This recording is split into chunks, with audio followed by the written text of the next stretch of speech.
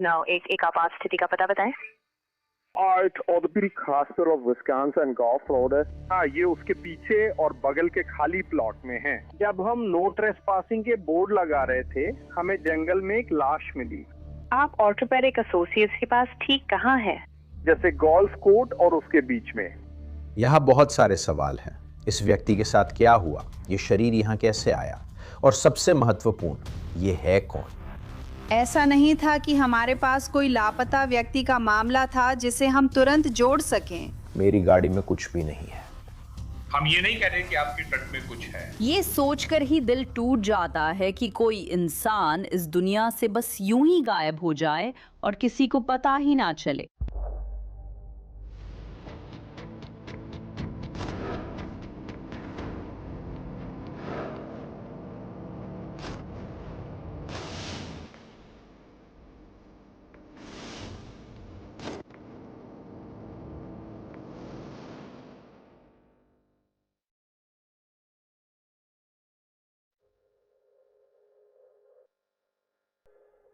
ठीक है, आप कंस्ट्रक्शन कंपनी से हैं? हाँ, हम साइन बोर्ड लगा रहे थे, तभी अजीब गंध आई। फिर देखा पीछे वो आदमी था जो शायद काफी देर से वहां था। वो लौट रहा है, मुझे गंध आ रही है। डेलाफील्ड एक हाई एंड कम्युनिटी है जहां मुझे याद नहीं कि मैंने कभी मर्डर की खबर कवर की हो। ये बहुत अमीर इलाका है। ये वो इलाका नहीं है जहां कोई गायब हो जाए और कोई कुछ ना बोले। ये वो इलाका नहीं है। क्या आप सबको इससे दूर रख सकते हैं? हाँ, मैंने सबको वहाँ से बाहर निकाल दिया है। जैसे ही हमें पता चलेगा कि वो क्या है, मैं कुछ अधिकारियों को आपके मिलने भेजूंगी, ठीक है? कप्तान ने फोन कर बताया। पेट्रोल टीम विस्कॉन्सिन के ऑर्थोपेडिक्स एंड एसोसिएट्स के पूर्व में एक खेत में है। उनके पास ममीकृत इंसानी अवशेष जैसी चीज है। क्या आप वहां आ सकते हैं? हमें घने झाड़ियों वाले इलाके से नीचे की ओर भेजा गया और हम पेड़ों की कतार में चले गए और मैंने देखा कि एक मृत इंसान अपनी पीठ के बल लेटा हुआ है, शायद पेड़ों की कतार के अंदर करीब 20 फीट की दूरी पर। वो शव बुरी तरह सड़ चुका था, इसलिए ये पता लगाना मुश्किल था कि वो पुरुष था या महिला। शव के आसपास पहचान से जुड़ी कोई चीज नहीं थी, न कोई पर्स, न कोई बटुआ जो हमें मिल सके। जाहिर है हमें मेडिकल एग्जामिनर को बुलाना पड़ा। पोस्टमार्टम के दौरान हमने यह निर्धारित किया कि वो महिला थी जिसकी उम्र 20 से 50 साल के बीच थी। वह इतनी अधिक सड़न की अवस्था में थी कि मेडिकल एग्जामिनर के लिए मौत का तरीका और कारण निर्धारित करना लगभग असंभव, अगर पूरी तरह से नहीं तो हो गया था। ये एक दुर्घटना हो सकती थी। वो जंगल में भागी हो और उसका सिर चट्टान से टकरा गया हो, या उसे मिर्गी का दौरा पड़ा हो। वो काम करती थी। दूसरी बात जिस पर सबका ध्यान गया वो आत्महत्या थी। पोस्टमार्टम से महिला की मौत का कारण पता नहीं चलता, लेकिन ये उसकी पहचान के बारे में कुछ संकेत देता है। उसकी एक कलाई में सर्जरी के कारण एक पिन लगी हुई थी और उसके कुछ टैटू भी थे। उसकी बाह पर एक ट्राइबल टैटू और एक गुलाब का टैटू था और उसकी एक टखने पर जे अक्षर का टैटू था। ये सारी चीजें चिकित्सा परीक्षक इस्तेमाल करने वाले थे ताकि वे पता लगा सकें कि इस व्यक्ति की पहचान क्या है। हमारे एक डिटेक्टिव ने विस्कॉन्सिन डिपार्टमेंट ऑफ करेक्शंस के डेटाबेस को एक्सेस किया और उस जानकारी के साथ वो संभावनाओं की एक छोटी सूची तक पहुंच गया। जब उसने नाम स्टेफनी पावलोन चेक किया तो हमें लगा कि हमारे पास पहचान के लिए पर्याप्त जानकारी है ताकि हम पता कर सकें कि पीड़िता के माता-पिता कौन हैं और क्या वे उसकी सही पहचान करने में मदद कर सकते हैं। और फिर हम डेलाफील्ड गए और स्टेफनी के माता-पिता से मिले। डिटेक्टिव फ्रेडरिक्स एंड प्लानिस हम एक मामले में आगे की जांच कर रहे हैं। हम आपसे संपर्क करना चाहते थे। क्या आप अपनी पत्नी के साथ यहाँ रहते हैं? हाँ। और स्टेफनी के बारे में क्या? नहीं हो या नहीं, ये मुझे पता है। क्या आप लोगों का कभी भी उससे संपर्क नहीं होता? हम संपर्क में हैं, लेकिन उसकी जगह पता नहीं। ठीक है। वो फोन कॉल का जवाब नहीं दे रही है। ठीक है। आखिरी बार आपने उनसे कब बात की थी? मुझे लगता है 3 हफ्ते पहले। और तब वो कहाँ रह रही थी? वो यहाँ थी। फिर स्टेफनी की माँ दरवाजे पर आती है। आप स्टेफ को ढूंढ रही हैं? हाँ, मेरा मतलब है हम एक जांच पर काम कर रहे हैं और हमें लगता है कि स्टेफनी उस जांच का हिस्सा है। शुक्रवार को डेलाफील्ड शहर में एक व्यक्ति मृत पाया गया। ओह, मैंने ऐसा सोचा था। हमारा मानना है कि वो शायद स्टेफनी है। ओह नहीं। हमें 2 वोकेशा काउंटी डिटेक्टिव से पता चला जिन्होंने हमसे स्टेफ के बारे में सवाल पूछे थे। उसके बाएं बांह पर एक टैटू था जो जब उसकी बॉडी मिली तब भी साफ दिख रहा था। फिर हमें ये स्वीकार करना पड़ा कि हाँ, वो हमारी बेटी थी। इस बात को पूरी तरह समझने में थोड़ा वक्त लगा। आप अपने बच्चे को अलविदा नहीं कह सके। ये एक ऐसा दर्द है जिसे दूर करना बहुत मुश्किल है, जो आपके अंदर से निकलता नहीं है और ये बहुत गहरा असर करता है। इतना गहरा असर करता है कि मुझे नहीं पता, मुझे रुकना होगा। मुझे बहुत अफसोस है दोस्तों। मैं आपको बता सकती हूँ।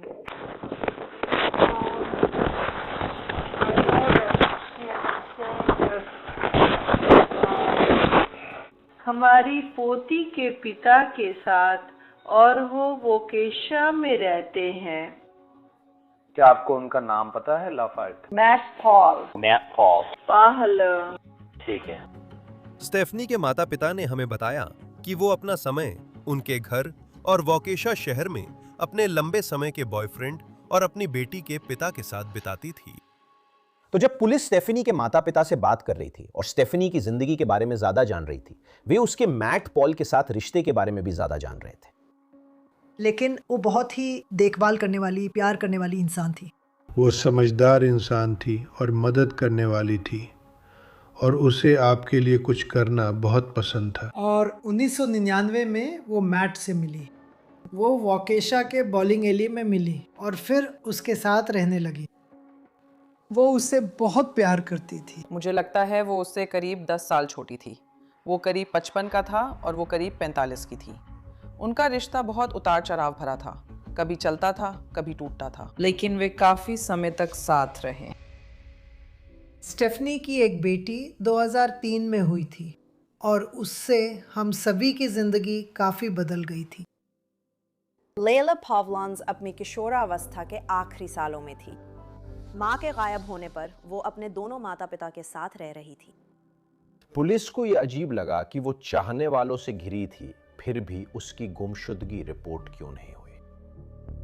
माँ पापा ने किसी को फोन नहीं किया और मिस्टर पॉल ने भी उसकी गुमशुदगी की रिपोर्ट नहीं की थी, क्योंकि हमारे पास ऐसी कोई रिपोर्ट नहीं थी। वो शायद 3 हफ्ते पहले मठ में रह रही थी। मुझे लगता है वह आज रात रुकी थी और फिर अगले दिन वह अच्छे से तैयार हुई। मैट उन्हें लेने आ रही थी और दोनों वाई जा रहे थे। वे वाई चले जाते हैं। ठीक है।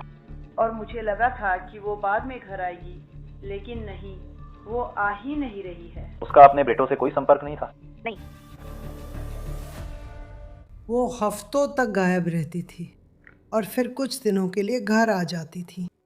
स्टेफनी के माता पिता ने सोचा वो वापस आ जाएगी। इस बार वो लौट कर नहीं आई। स्टेफनी की मां ने हमें मैथ्यू के घर का पता दिया। हम मैथ्यू से बात करना चाहते थे और उससे घटनाक्रम जानना चाहते थे। तुमने उसे आखिरी बार कब देखा था? वो क्या कर रही थी? तुम्हारा रिश्ता कैसा था? इसी तरह की बातें। मैं आगे बढ़ा अपना परिचय देने। उसने तुरंत कहा, आप लोग यहाँ जिस भी वजह से आए हों, मैंने कुछ नहीं किया। मैंने सोचा ठीक है। हमने उससे कहा, सुनो, तुम्हें शेरिफ के विभाग में वापस आना होगा। हम तुमसे कुछ बातों के बारे में बात करेंगे। आखिरकार डिटेक्टिव ब्रायन फ्रेडरिक्सन और डिटेक्टिव रॉस साइट्स उससे पूछताछ करते हैं। ये कोई अच्छी स्थिति नहीं है। आप जैसे आए वैसे ही चले भी गए। मुझे नहीं पता क्या हो रहा है। आप फोन कर सकते थे। असल में मैंने थोड़ी देर पहले आपको फोन किया था, लेकिन किसी ने जवाब नहीं दिया। आपने मुझे थोड़ी देर पहले फोन किया था। हाँ, जैसे कि आपको 4 बजे का समय कैसे पता है? ओ, हमारे पास कई तरीके हैं। ओह हाँ, मुझे पता है। अगर मैं नंबर छुपाना चाहता तो तुम्हें एक्सेस नहीं मिलता। मेरा चैट फोन ऐसा ही था, मुझे छुपाने को कुछ नहीं था। हम उनसे एक कदम आगे थे। वाह, हमें ऐसा लगा पूछताछ को किस दिशा में ले जाया जाए, इसे काबू में रखने की बहुत कोशिश कर रहा था। मैंने तुम्हें हराने की कोई कोशिश नहीं की। लो ये रहा। कुछ नहीं, मेरी गाड़ी में कुछ नहीं है और उस अपार्टमेंट में भी कुछ नहीं है, कुछ भी नहीं। हम ये नहीं कह रहे कि आपकी ट्रक में कुछ है। मुझे लगता है उसने सोचा कि वो कानून के रखवालों और सबसे ज्यादा चालाक है। जासूसों ने तय किया कि वे अनजान बनकर मैथ्यू पॉल को मात देंगे। हम नहीं चाहते कि इस वक्त उसे पता चले कि हमें क्या पता है। हमने उसे सिर्फ बताया कि वो लापता है, मरने के बारे में नहीं बताया। स्टेफनी के बारे में बताओ, वो तुम्हारे लिए कौन है? हे भगवान, स्टेफनी मेरी बेटी से प्यार करती है। तुम ये पहले से जानते हो। इन लोगों का अभी एक रिश्ता है।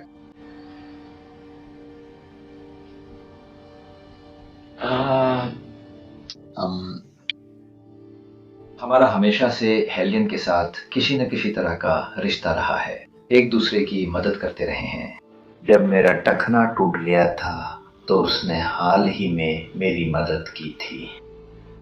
उसने मेरी काफी मदद की और मैं उसके लिए बहुत आभारी था। ये अच्छी तरह से दर्ज है कि उसने कई जगहों पर आत्महत्या करने की कोशिशें की हैं।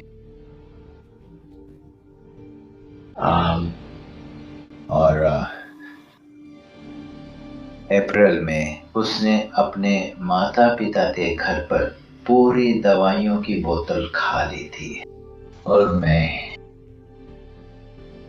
मैंने बार बार कोशिश की कि वो दवाइयां लेना बंद कर दे और मदद ले। उसने अपने माता पिता के यहाँ ओवरडोज लेने पर क्या लिया था? वो क्या कर रही थी? वो ले रही थी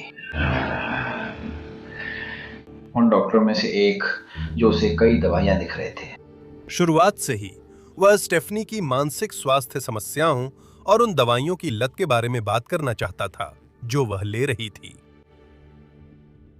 ऐसे कई मौके थे जब उसने आत्महत्या की बात की, लेकिन वो हमेशा मुझे फोन करती थी और उसने कभी कुछ किया नहीं। तुम्हें पता नहीं वो कहाँ है? आखिरी बार कब देखा था, याद है? नहीं, कई हफ्ते पहले। कई हफ्ते पहले। और मेरा पेट भी खराब है, लेकिन मुझे बुरा एहसास हो रहा है।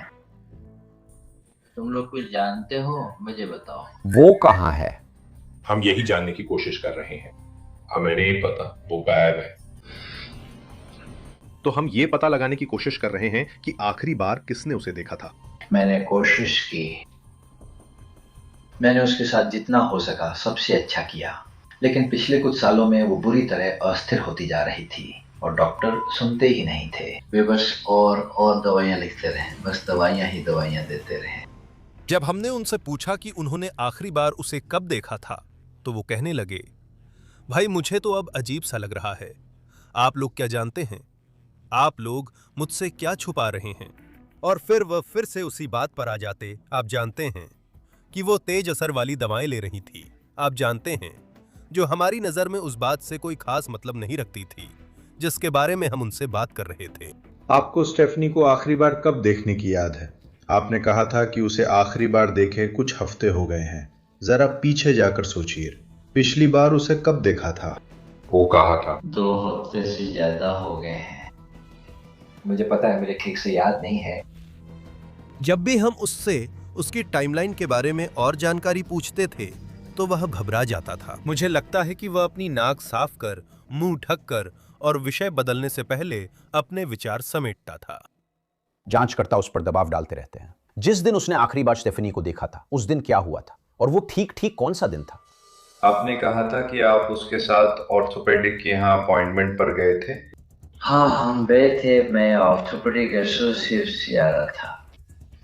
मैथ्यू ने साल की शुरुआत में टखने या पैर में चोट लगने पर ऑर्थोपेडिक एसोसिएट्स में फिजिकल थेरेपी करवाई थी, जो उसी जगह के पास है जहां पीड़िता मिली थी। आपने कहा था कि सुबह आपकी अपॉइंटमेंट थी और आप दोनों साथ गए थे। आपने कहा था कि जब आप वहां पहुंचे तो आप अपनी अपॉइंटमेंट के लिए अंदर चले गए। तो ऐसा लगता है कि यही आखिरी बार था जब आपने उसे देखा था। ठीक है, क्या वो आपके साथ बिल्डिंग आई थी, याद है? नहीं। वो ट्रक में ही रही? हाँ, मैं ट्रक में चला गया। क्या तुमने अपॉइंटमेंट्स पूरी की? हाँ। अब वे ट्रक के पास आए, फिर क्या हुआ? वो चली गई है। वो अब ट्रक में नहीं है? वो चली गई है। हाँ? क्या उसके पास चाबी थी या नहीं, क्या तुम्हें याद है? ओ नहीं, चाबी मेरे पास थी। मेरे पास चाबी थी। क्या उसने आपको कोई संकेत दिया था कि वो कहीं जाने वाली है या वो कहां जा रही होगी? नहीं। जब आप ट्रक के पास पहुंचे और वो नहीं थी, फिर क्या हुआ? तो जैसा कि मैंने पहले भी किया है, मैं उसे ढूंढते हुए इधर उधर गाड़ी चलाता रहा। मैं सोच रहा था कि शायद वो सड़क पर टहलने चली गई हो, शायद उसने अपनी माँ को फोन किया हो, शायद वो बस अपना गुस्सा निकाल रही थी, क्योंकि उसने पहले भी ऐसा किया है, जंगल में भाग जाना, अपनी माँ को फोन करना, ऐसी ही चीजें। एक बात जो हमें बहुत अजीब लगी वो ये थी कि हमने सुना कि वो अक्सर जंगल में भाग जाती थीं और खुदकुशी करने की कोशिश करती थी। हमें ये बात इसलिए भी दिलचस्प लगी क्योंकि उसे जंगल में मृत पाया गया था। आपने उसकी माँ से पूछा, क्या उन्होंने उसे देखा था? क्या आपको याद है जब वो अपार्टमेंट वापस आया था, क्या वो वहां थी? ओह नहीं। जब मैं सच में परेशान हो गया और समझ नहीं पाया कि क्या हो रहा है, वो वही समय था। मैं करीब 1 हफ्ते पहले कार वॉश कर दिया था और मैंने अपनी कार की मैट्स निकाल ली और सब कुछ साफ करना शुरू कर दिया, और हैरानी की बात है, मुझे उसका पर्स दिखा और फिर मैं सोचने लगा, अरे ये तो अजीब है। जैसे 1 हफ्ता या 2 हफ्ते बीत जाते हैं और फिर अचानक आपको वो चीज मिलती है जब आप सफाई कर रहे थे। पॉल का कहना है कि ट्रक की सफाई करते समय उसे और चौंकाने वाली चीज मिली। कार के नीचे एक नोट था, मैक। ये कुछ भी नया नहीं था जो मैंने पहले ईमेल या टेक्सटिंग के जरिए नहीं सुना हो। मैं सबसे थक चुका हूं। मुझे सबसे नफरत है। मुझे तुमसे और अपने माता पिता से नफरत है। चलो, मतलब ऐसी ही भाषा। क्या तुम्हें लगता है उसने नोट छोड़ा था जब तुमने उसे आखिरी बार देखा? संभव है, मैं पक्के तौर पे नहीं कह सकता। हाँ, बस वो मुझे जाकर देखना होगा। मुझे लगता है मैट उस नोट को सुसाइड नोट बनाने के लिए इस्तेमाल कर रहा था।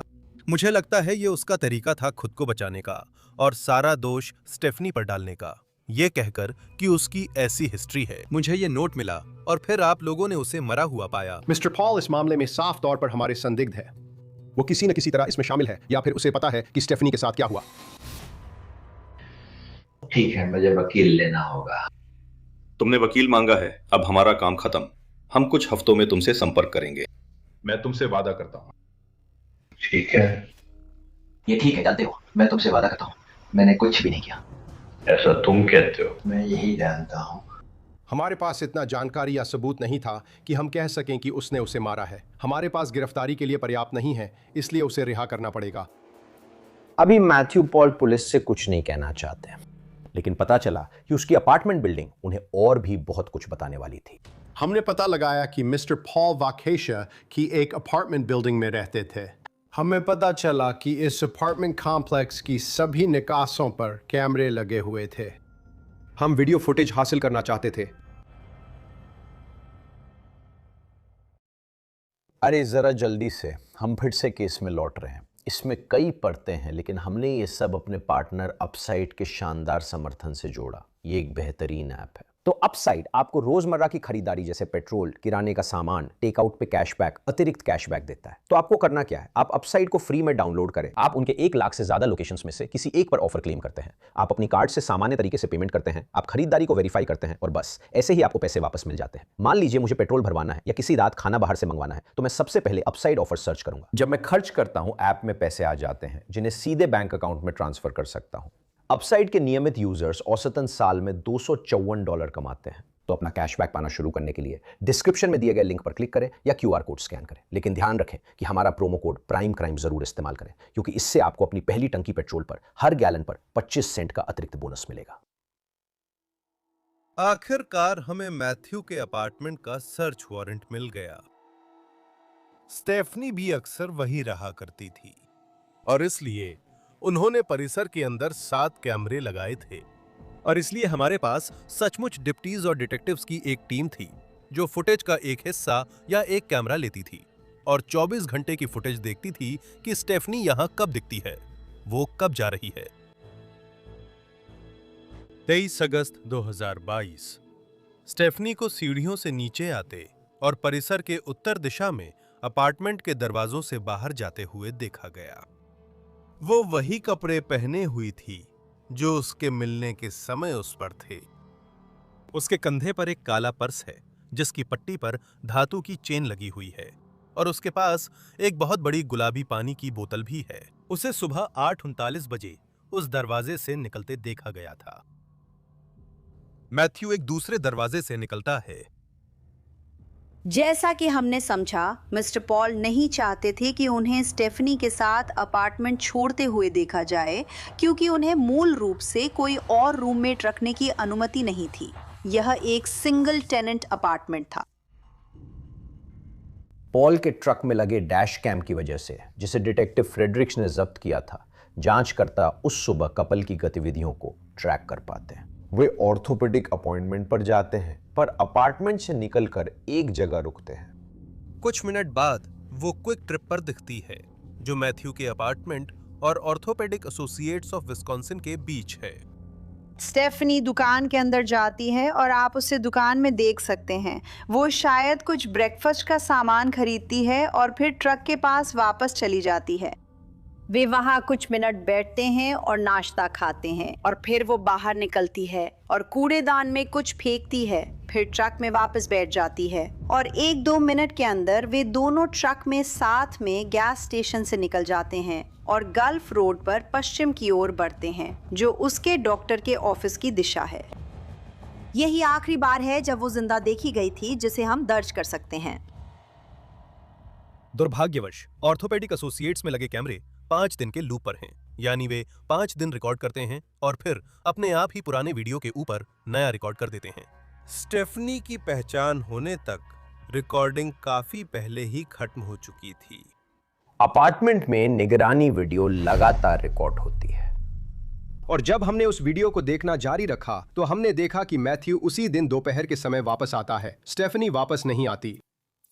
वो बिल्डिंग में गुलाबी पानी की बोतल के साथ भी जाता है और बाद में एक प्लास्टिक की ग्रोसरी बैग जैसे शॉपिंग बैग के साथ अंदर आता है। उस बैग में एक पर्स है, उसका स्ट्रैप दिख रहा है, लेकिन स्टेफनी वापस नहीं आती। तलाश में उन्हें स्टेफनी की पानी की बोतल मिली, उन्हें उसका पर्स मिला, उन्हें उसका फोन मिला। उन्होंने उसका फोन उठा लिया, उन्होंने एक आईपैड और शायद एक लैपटॉप भी उठा लिया। हमें फोन रिकॉर्ड और उनसे जुड़ा लोकेशन डेटा भी मिला स्टेफनी और मैथ्यू के। हमने देखा कि फोन जा रहे थे। आखिरकार वे उस इलाके में पहुंचते हैं जहां Stephanie OAW orthopaedic and associates में मिली थी। हालांकि दोनों फोन वापस अपार्टमेंट में आ जाते हैं, लेकिन स्टेफनी कभी नहीं लौटती। पुलिस जब मैथ्यू पॉल के फोन की जांच करती है तो उन्हें कुछ अजीब चीज मिलती है।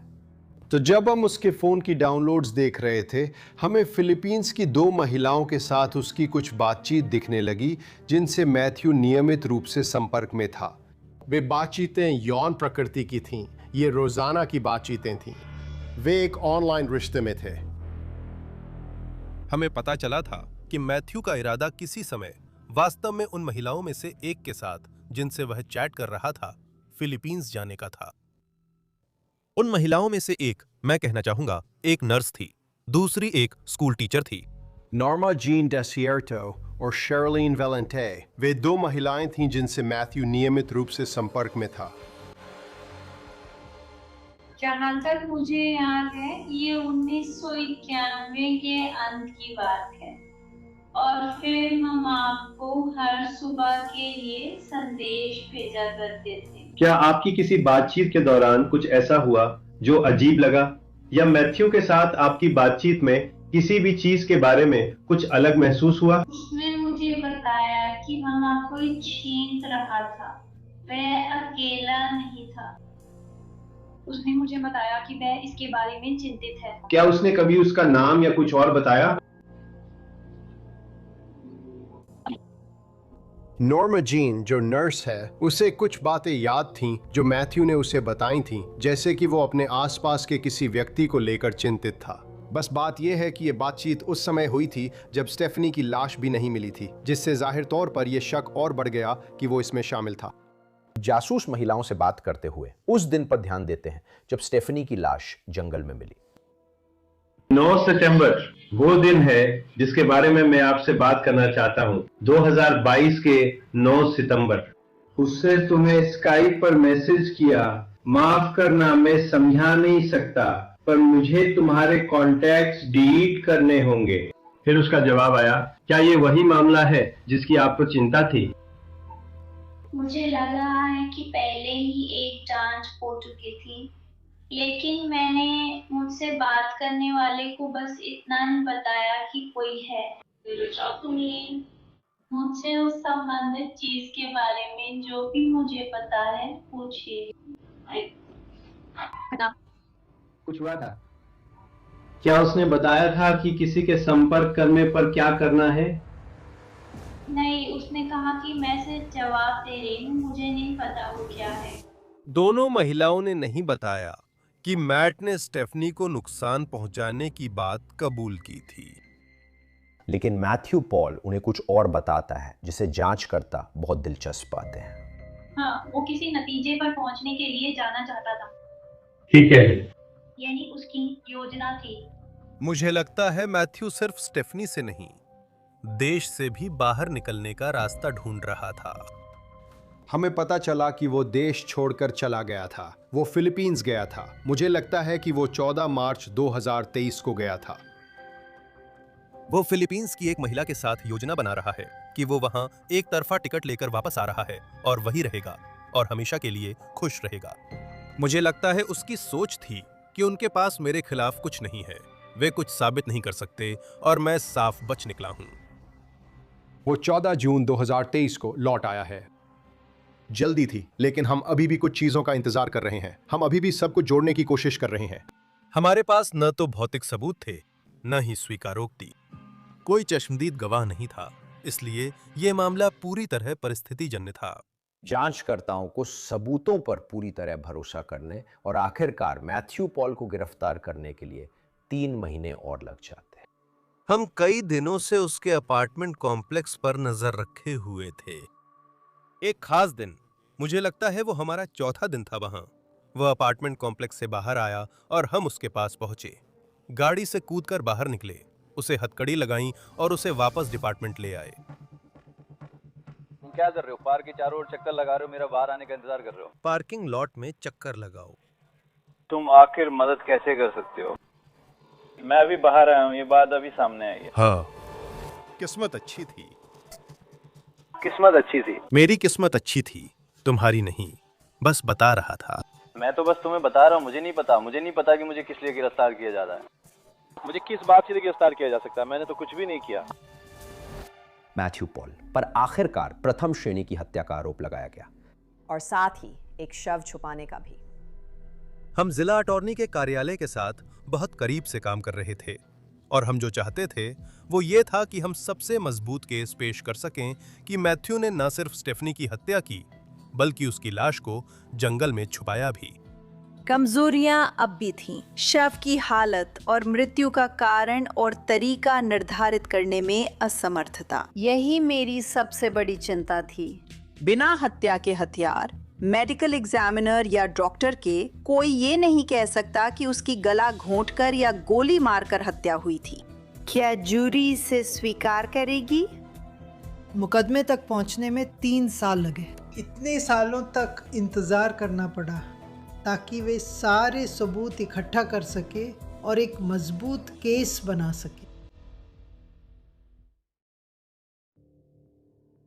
हमें वाकई चिंता थी कि जरी ये सोच सकती है कि अरे मुझे पक्का नहीं पता कि उसकी मौत कैसे हुई, मुझे ठीक नहीं पता कि उसकी मौत कैसे हुई, या ये हत्या थी या आत्महत्या।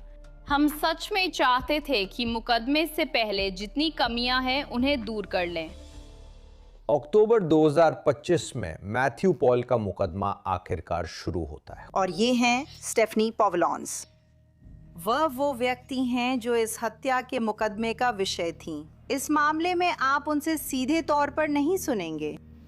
ये स्टेफनी है। एक दिन जब वो जिंदगी का आनंद ले रही थीं, 2022 में वो डेलाफील्ड शहर के जंगल में मृत कैसे पाई गईं? एक चीज है जो हम आपको नहीं बता पाएंगे और वो है मृत्यु का कारण।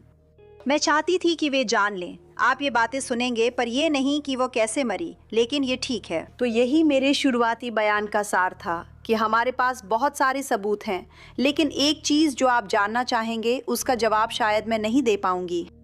अब आप कह सकते हैं जब आपको ये नहीं पता कि वो कैसे मरी तो आप हत्या का मामला कैसे साबित करेंगी? विस्कॉन्सिन राज्य को ये साबित नहीं करना कि वो कैसे मरी। मामले के अंत में आपसे ये नहीं पूछा जाएगा। आपसे पूछा जाएगा क्या मैथ्यू पॉल ने जानबूझकर स्टेफनी पॉवलेंस की हत्या की? क्या वो राज्य द्वारा लगाए गए उस आरोप का दोषी है या निर्दोष? आप जो एकमात्र तार्किक निष्कर्ष निकाल सकते हैं वो ये है कि उसने जानबूझकर स्टेफनी पॉवलेंस की हत्या की है। बचाव पक्ष के पास इस मामले के लिए कई रणनीतियां थीं। सबसे पहले और सबसे महत्वपूर्ण बात, हमें ये नहीं पता कि उसकी मौत कैसे हुई। ये तो छोड़िए, ये भी नहीं पता कि कौन, अगर कोई है, उसकी मौत के लिए जिम्मेदार था।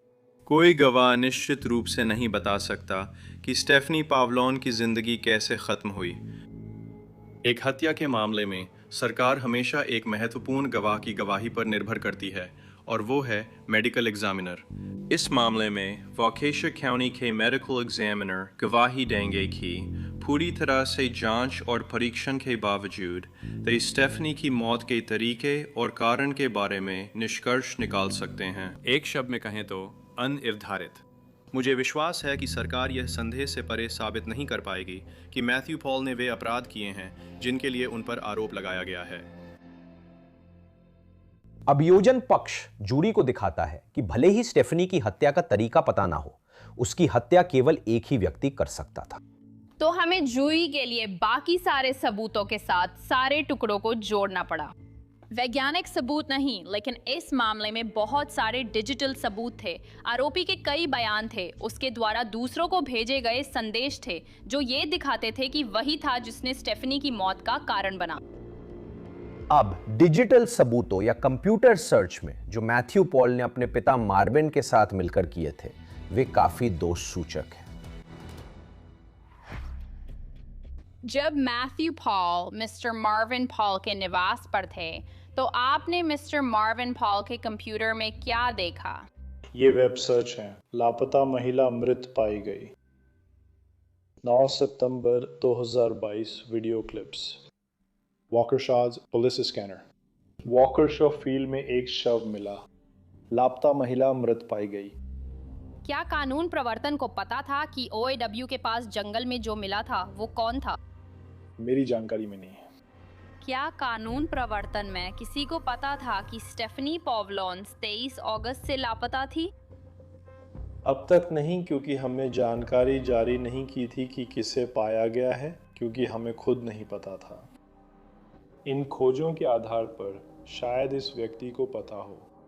23 अगस्त 2022 के तुरंत बाद ही उसने स्टेफनी पॉवलोन्स के लिए शोक संदेश ढूंढना शुरू कर दिया। वह अंत्येष्टि गृहों को भी देख रहा था। वो उस समय के दौरान अपने पुलिस स्कैनर ऐप को भी देखना शुरू कर देता है। अभियोजन के मजबूत गवाह एंड्रू विलिस अपने शव खोजी कुत्ते रेवन के साथ आए। अब रेवन को मैथ्यू पॉल की ट्रक वाली जगह ले जाया गया ताकि वो ऐसा सबूत सूंघ सके जो मानव जांचकर्ताओं से छूट गया हो। तो अब आप रेवन को बाहर निकालते हैं, उसकी जैकेट पहनाते हैं और उसे वहां सर्विस डोर तक ले जाते हैं, सही है? सही है, हाँ। तो वो गैराज से होकर जाती है और फिर वापस टारगेट वाहन के इलाके में आ जाती है। हाँ। कृपया बताइए, जब वह टारगेट वाहन के पास आती है तो क्या होता है? वो टारगेट वाहन के पैसेंजर साइड से पास आती है, पोल बांध के पश्चिमी हिस्से से निकलती है और फिर पीछे के बम्पर को पार करते हुए उस दिशा में जाती है जहां से खोज शुरू हुई थी। फिर वो 180 डिग्री घूम जाती है और उसकी सांसें तेज हो जाती हैं। अब मैं उसके व्यवहार में फिर बदलाव देख रहा हूँ। जैसे ही वो पैसेंजर साइड के पीछे कोने पर आती है, वो नाक लगाकर ट्रेनिंग के अनुसार बैठने का इशारा देती है। कुत्ता मैथ्यू के ट्रक के पीछे पैसेंजर साइड पर पहुंचा और वहीं पर बैठकर स्पष्ट अलर्ट दिया। कैनाइन हैंडलर ने इसे ही पॉजिटिव अलर्ट बताया। मैथ्यू ने आखिरकार वो पानी की बोतल और वो पर्स ट्रक के पीछे फेंक दिए। सही है, उस गंध का यह मतलब नहीं कि उस ट्रक में जरूरी तौर पर कोई शव था। इसका मतलब है कि कोई चीज जो मृत शरीर के पास या संपर्क में थी वो ट्रक में थी। अभियोजन पक्ष का सबसे मजबूत सबूत स्टेफनी की डायरी है, जो दिल तोड़ने वाली है। तो पहले पन्ने से शुरू करते हैं। आपने कहा कि पहली एंट्री 10 जुलाई 2020 की है। ये सही है। कृपया जितना आप पढ़ सके उतना पढ़ें। काम पर दिन अच्छा था, लेकिन घर आई तो उसे लगा कि वहां धुआं रह गया था। नहीं था। उसने मुझे जोरदार थप्पड़ मारा, जिससे चेहरा जलने लगा और माइग्रेन हो गया। अच्छा दिन, बुरी रात। डॉक्टर जेको, मिस्टर हाइड। इसलिए कभी कभी मरना चाहता हूं। फिर मुझे उस चीज के लिए दोषी ठहराया गया जो मैंने नहीं की। मुझे लगता है कि स्टेफनी को पहले से ही ये आभास था कि कभी न कभी उसके साथ कुछ दुखद हो सकता है, और इसलिए वह अपने साथ हो रहे दुर्व्यवहार का रिकॉर्ड बना रही थी। ये मूल रूप से कब्र से आई आवाज है।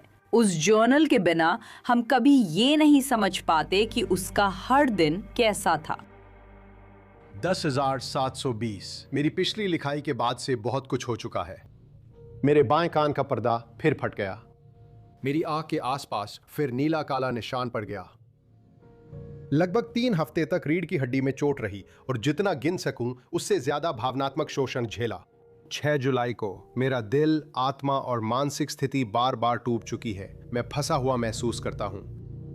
अब समापन दलीलों का समय है। ये ऐसा मामला नहीं है जिसमें हमारे पास कोई चश्मदीद गवाह था। ये मामला ऐसा नहीं है जिसमें हमारे पास हत्या की वीडियो हो। इस मामले को साबित करने के लिए हमें मेहनत करनी पड़ी। हर सबूत एक दूसरे पर आधारित होता है। इस मामले में कोई भी एक सबूत निर्णायक नहीं है, लेकिन हर एक सबूत आपको दिखाता है कि मिस्टर मैथ्यू पॉल कैसे इंसान थे। यह दिखाता है कि स्टेफनी पावलॉन्स और मिस्टर पॉल का रिश्ता कैसा था। और अंततः स्टेफनी पावलॉन्स की मृत्यु 23 अगस्त को प्रतिवादी की वजह से हुई थी। मैथ्यू आज़ादी के लिए लड़ रहा है। जूडी के सदस्यों, आप आज इस मामले में 12 न्यायाधीशों के रूप में बैठे हैं। 12 लोग जो मैथ्यू पॉल की किस्मत तय करते हैं।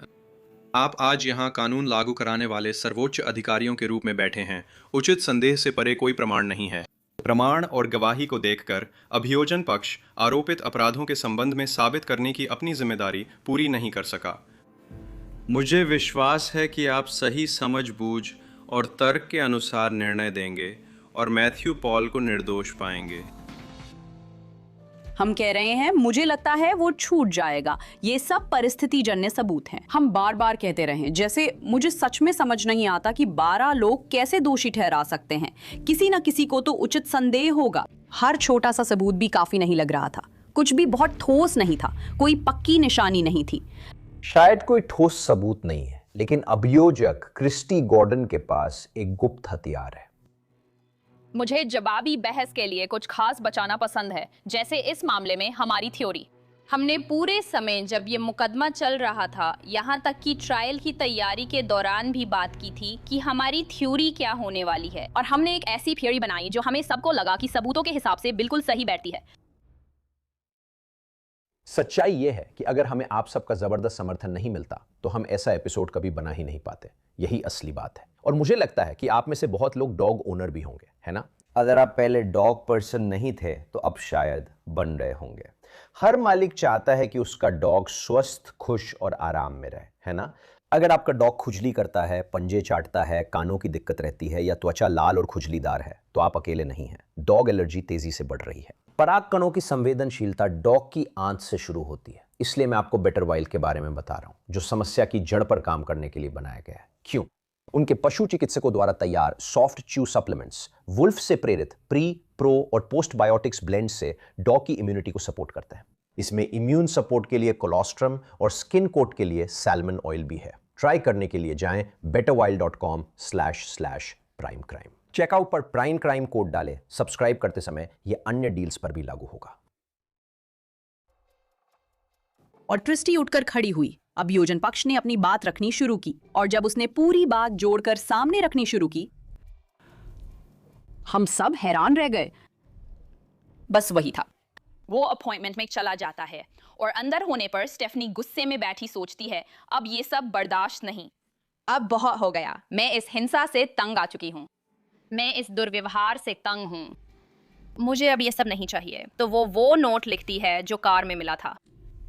वो सुसाइड नहीं, ब्रेकअप नोट है जिसे वो ड्राइवर सीट पर छोड़ती है। उसे बाहर निकलने का कोई रास्ता ढूंढना है।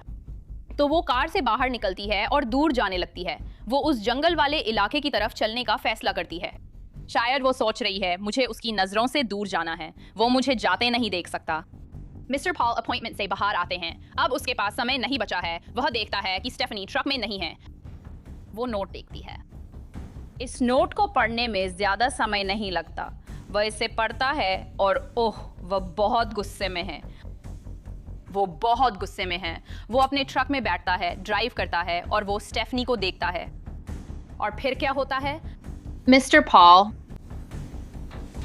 उसका पर्स पकड़ लेता है और देवियों और सज्जनों, ये है हत्या का हथियार। वह इसे उसके गले के चारों ओर लपेटा है। वह उसे 1-2 मिनट के लिए गला घोटता है, बस यही काफी है। वो बेहोश हो जाती है और वो मर जाती है। वह उसके अपने पर्स की पट्टी का इस्तेमाल करके उसे मार देता है। देखिए मिस्टर पॉल, वह यह होने नहीं दे सकता था कि नियंत्रण मिस पॉवलॉन्स के हाथ में हो। वो उसे जाने नहीं दे सकता था, वो उसे छोड़कर जाने नहीं दे सकता था। इसी तरह उसकी मौत हुई। यही वो पल है जिसका सबको इंतजार था। उसने सारे सुराग इकट्ठा किए और उन्हें जोड़कर जूरी के सामने पेश किया और अब मामला खत्म हो गया। जूरी ने सिर्फ 1 घंटे में विचार विमर्श किया। अपने करियर में मैंने कभी मर्डर केस में इतनी जल्दी फैसला नहीं देखा। सच कहूँ तो मर्डर केस में 1 घंटे में फैसला आना मैंने नहीं सुना। फैसला इस प्रकार पढ़ा गया। हम जूरी आरोपी मैथ्यू ई पॉल को अभियोग पत्र के पहले आरोप में लगाए गए आरोप के अनुसार प्रथम श्रेणी की जानबूझकर हत्या का दोषी पाते हैं। दूसरा फैसला पढ़ा गया। हम जूरी आरोपी मैथ्यू ई पॉल को अभियोग पत्र के दूसरे आरोप में लगाए गए आरोप के अनुसार लाश छुपाने का दोषी पाते हैं। मैं बहुत उत्साहित थी और मुझे लगा कि मुझे फिर से जांच कर पक्का करना पड़ा कि फैसला सच में दोषी ही था, क्योंकि वे लोग जल्दी लौट आए थे। और मैं जूरी के लिए बहुत आभारी हूँ कि उन्होंने सबूतों के आधार पर फैसला लिया। मैथ्यू पॉल की सजा से पहले अभियोजक क्रिस्टी गॉर्डन लैला का बयान पढ़ती है। ये मैथ्यू और स्टेफनी की बेटी है और ये बयान सीधे उसके पिता के लिए है। मुझे नहीं पता कि वह आपके दुर्व्यवहार को क्यों सहन करती थी और शायद मैं कभी नहीं जान पाऊंगी कि क्यों। कैसा दरिंदा ऐसा कर सकता है उस औरत के साथ जिसने अपनी जिंदगी आपके साथ बिताई और हमेशा आपका ख्याल रखा। आपकी कोई आत्मा नहीं है। आपने उस इंसान को मार डाला जो मुझे खुश रखता था और ज़रूरत पर मेरे साथ था। आपने एक मासूम की जान ली और कई लोगों को दुखी किया। मैं चाहती हूँ कि आप जेल में सड़ें। ये बात उसकी जिंदगी भर उसका पीछा करेगी। उसके लिए इस बारे में बात करना या समझाना बहुत मुश्किल होगा, क्योंकि इससे उसकी माँ के साथ बिताई गई कई तरह की यादें और उसके पिता के साथ बिताई गई कुछ यादें भी ताज़ा हो जाती हैं। मैथ्यू पॉल जज के सामने अपनी बात खुलकर रखते हैं और नहीं झिझकते। और मैं बस इस मामले के बारे में एक बयान देना चाहता हूँ। मुझे लगता है वोकेशा में मेकिंग अ मर्डर एक दिखावटी मामला था। असली पीड़ित मैं हूँ। मुझे नए गेस्टापो द्वारा निशाना बनाया जा रहा है। ये जिला अटॉर्नी कार्यालय में सत्ता दुरुपयोग का पैटर्न है। उसने अपनी मदद नहीं की। सजा के दौरान अपने बयान से लगता है उसने जज को नाराज कर दिया। जूरी ने मुझे 1 घंटे से भी कम समय में बहुत स्पष्ट रूप से बता दिया। और आपकी बातें, आपका व्यवहार और आपका रवैया मुझे आज यहाँ बैठकर बहुत साफ साफ बता रहे हैं कि मेरे लिए क्या सही है करना। और इसलिए मैं जो समझता हूं वो ये है, इस मामले में सजा देने का मेरा उद्देश्य मैथ्यू पॉल को अक्षम करना है, ताकि वो भविष्य में स्टेफनी पैवलोन्स जैसी किसी और का फायदा ना उठा सके। उसको मानसिक, भावनात्मक और शारीरिक रूप से चोट पहुंचाने से रोकना। और इसी के मद्देनजर पहले आरोप के तहत मैं आजीवन कारावास की सजा सुनाता हूं, जिसमें विस्तारित निगरानी पर रिहाई के लिए कोई पात्रता नहीं होगी। दूसरे आरोप के तहत मैं 12 साल 6 महीने की कैद की सजा सुनाने जा रहा हूं, जिसमें 7 साल 6 महीने की प्रारंभिक कैद और 5 साल की विस्तारित निगरानी होगी, जो आजीवन कारावास की सजा के बाद चलेगी। मुझे लगा ये बहुत ही न्याय संगत था और मुझे पूरी उम्मीद थी कि जज रामिरेज उन्हें उम्र कैद की सजा देंगे, और उन्होंने दी भी। ये उन मामलों में से एक है जो आप जानते हैं मेरे करियर के सबसे अहम मामलों में से एक रहेगा। हम सही, आप जानते हैं, सही फैसला और उसके लिए न्याय दिलाने में सफल रहे। ये वो सबसे चुनौतीपूर्ण और सबसे संतोषजनक मामला था जिस पर मैंने कभी काम किया।